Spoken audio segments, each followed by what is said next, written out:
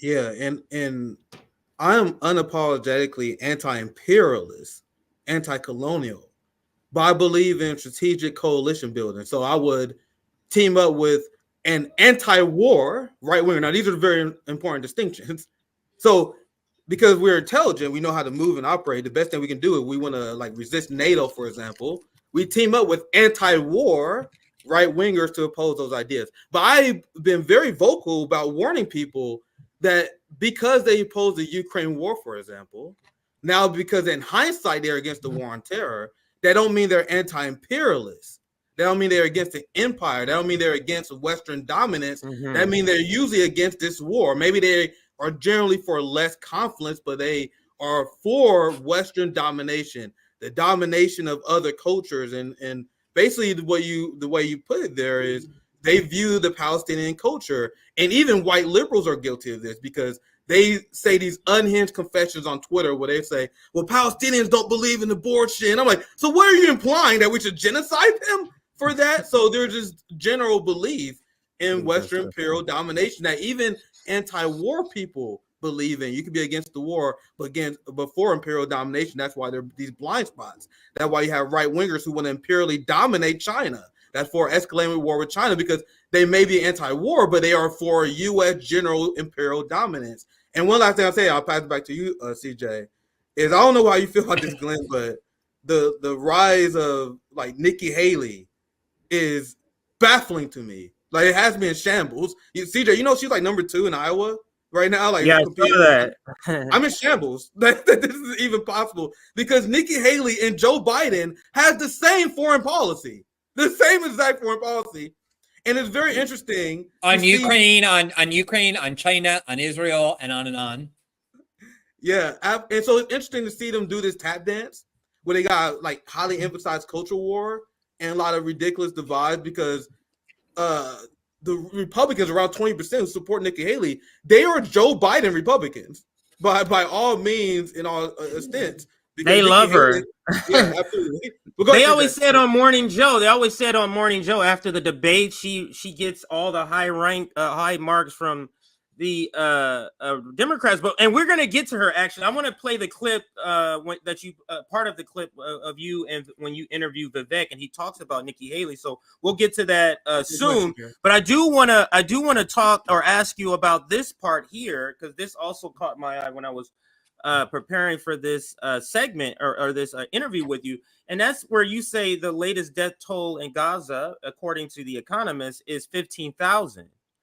And then in this tweet, you go on to say, but that doesn't count the 7,000 who are missing, many of whom are buried under rubble. Thus, the true death toll may already have reached 20,000. More than a third of the dead are children.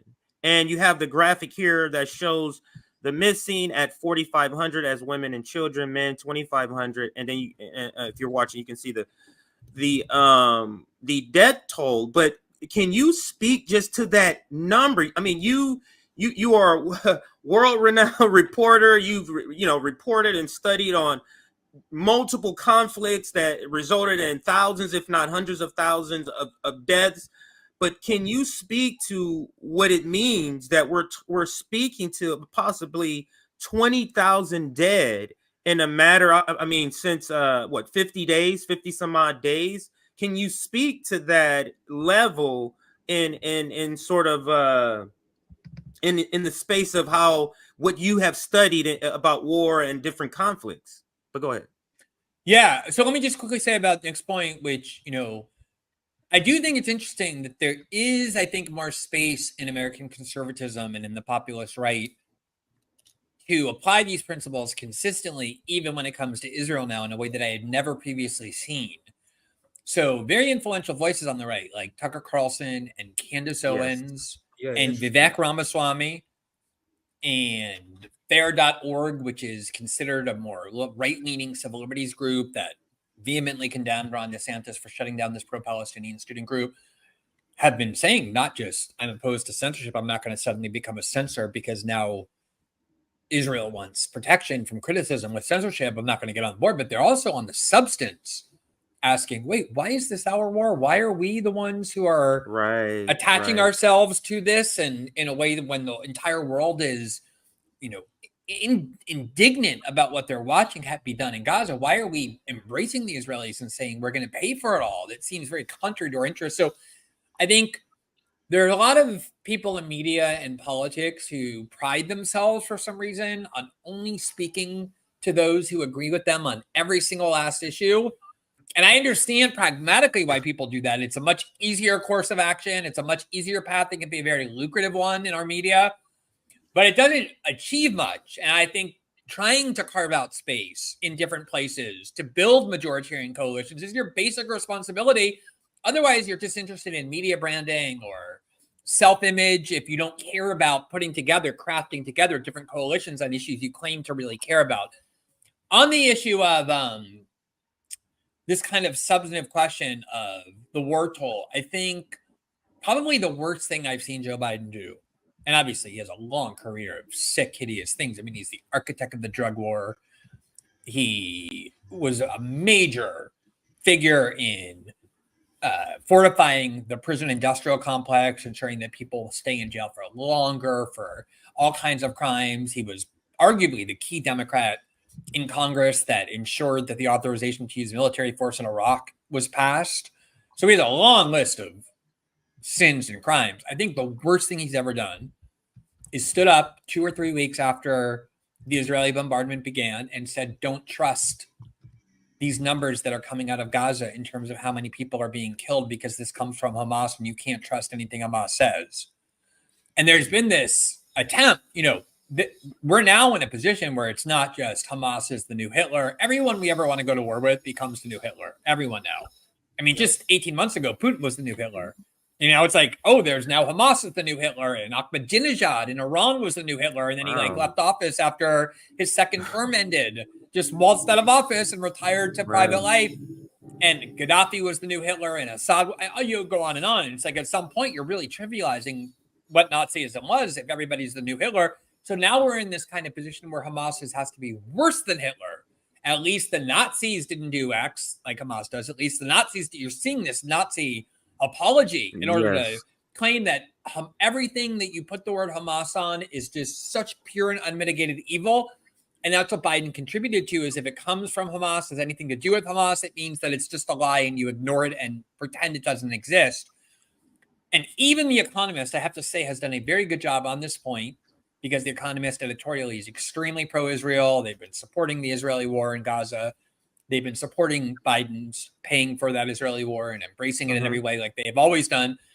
But they've been putting together long, detailed arguments about why these numbers are highly likely to be far more accurate than inaccurate, including the fact that in the past, when Israel has bombed Gaza, the worst previous one being, although it's a fraction of what's done now, in 2014, that the numbers coming out of Gaza about the number of people killed ended up being verified and confirmed when independent organizations after the bombing would go into Gaza and they would be able to document who are these people who died.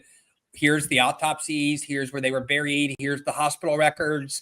These are all, every time there's an investigation, these numbers prove to be accurate. And if anything, even Biden administration officials admitted in Congress and into media leaks that these numbers are almost certainly undercounting the number of people killed in Gaza because there's so many people buried under the rubble. So when the Gazan Health Ministry, or if you want to call it Hamas Health Ministry, announces the number of people dead, they're counting how many people are passing through the morgue, through the hospital and the morgues. But when there's huge numbers of human beings buried beneath rubble that the Gazans have been incapable of removing because they don't have fuel and they're prohibited from having large machinery that's necessary to cranes and tractors and the like to remove the rubble. So there's human beings, thousands of them trapped under the rubble who aren't part of this official count. And that's why The Economist is saying that even though the official count is 15,000, it's almost certainly surpassed 20,000 human beings in just 7 weeks, a third of whom at least are children, a third of those 20,000 people are children, which is, of course, 50% of the Gazan population, because they are just buried under rubble. And I've seen videos, I'm sure you guys have seen videos of people who are alive or sort of alive with their hands sticking out of the rubble, and their relatives can't get to them because there's no way to remove they bombed enormous residential buildings that have nothing in them but apartment building, just apartments where people live. And so the amount of death and destruction And that's in Gaza is so, I mean, honestly, I have a lot of people in my life who love Israel, who support Israel, who were, emotionally traumatized by October 7th. And I tried to give them the space to have that. I don't believe in terminating friendships over political disagreements. But honestly, in this case, like as much as I've seen, as much as I've covered, as much as I've talked about and written about, I do think there's something about this that's particularly savage and barbaric that I do have a hard time being able to set aside or to treat as just any other political difference supporting this, because this is barbarism on a scale. This is a cruelty on a scale unlike what we've seen in terms of the sheer numbers.